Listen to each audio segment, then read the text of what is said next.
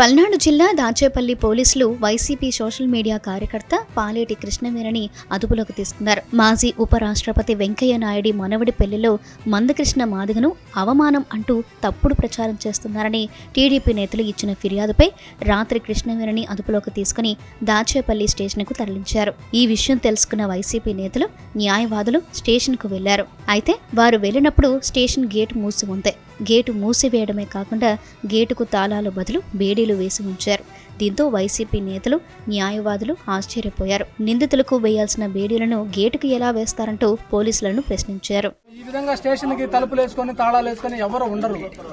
ఇంతకుముందు ఎప్పుడు ఈ విధానం కూడా లేదు. స్టేషన్ లో ఎవరైనా వస్తారో ఏదైనా మా కార్యకర్తనే తీసుకొని వచ్చింది. సోషల్ మీడియా కారణంగా ఏమైనా పెద్ద నేరాలు ఘోరాలు కూడా చేసినాం కాదు. ఆమెను తీసుకొని వచ్చి లోకల్ గా ఎక్కడి నుంచో నెల్లూరు నుంచి తీసుకొని వచ్చారు.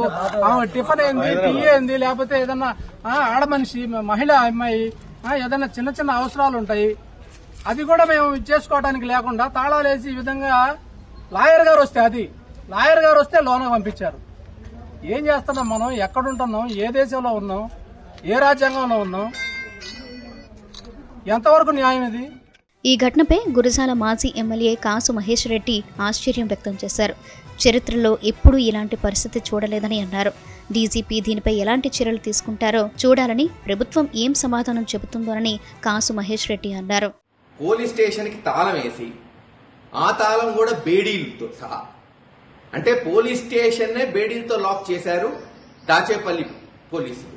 చిత్ర విచిత్రాలు చూస్తున్నాం పల్నాడు ప్రాంతంలో.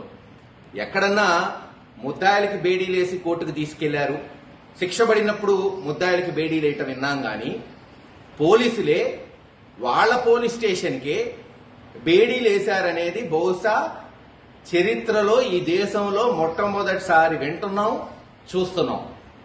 మరి ఇంతకన్నా సిగ్గుచేటి ప్రభుత్వానికి ఉంటుందా, అధికారులకు ఉంటుందా? ఈరోజు ప్రజలందరూ, ఆంధ్ర రాష్ట్ర ప్రజలు ఆలోచించాలి.